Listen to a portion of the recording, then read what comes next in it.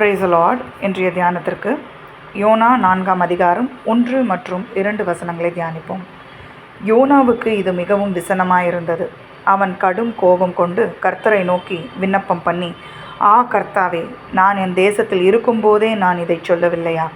இதன் நிமித்தமே நான் முன்னமே தர்ஷீசுக்கு ஓடிப்போனேன்.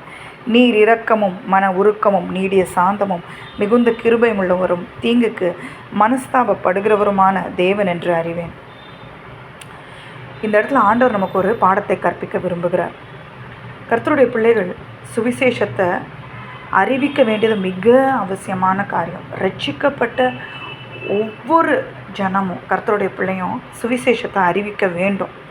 ஆனால் அநேகர் இன்றைக்கி யோனாவை போல் ஆண்டவருக்கு ரீசன்ஸ் கொடுக்குறாங்க.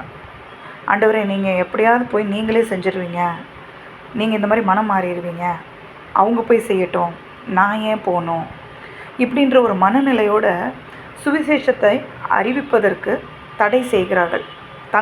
தாங்களே தடை செய்கிறார்கள். அதே மாதிரி போட்டிங்கன்னா தன்னுடைய காரியங்களை அவங்களே நியாயப்படுத்துகிறாங்க தேவன் முன்பாக.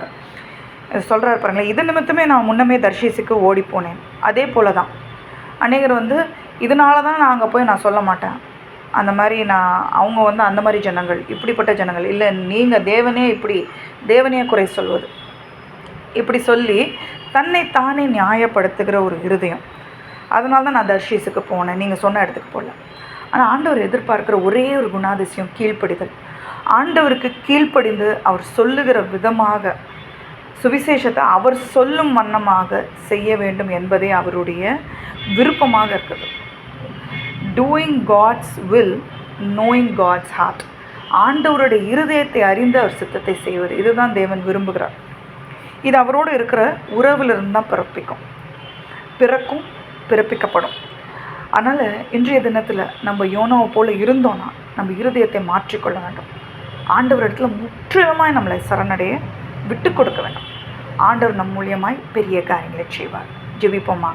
அன்பின் பரலோக தகப்பனே, ஆண்டவரே, நாங்கள் யோனாவை போல் எந்த ஒரு நேரத்துலையும் ஆண்டவரே எங்களுடைய சுய நீதியை ஆண்டவரை பிறப்பிக்காமல் தேவ நீதி இன்னதென்பது அறிந்து செயல்பட உதவி செய்யுங்க ராஜா. கீழ்ப்படுகிற ஒரு இருதயத்தை தாங்க, முற்றிலுமாய் அர்ப்பணிக்கிற ஒரு இருதயத்தை தாங்க. இயேசுவின் நாமத்தில் நாங்கள் ஜெபித்து ஜெயங்களை எடுக்கிறோம். ஜெபம் கேளும் நல்ல பிதாவே, ஆமென்.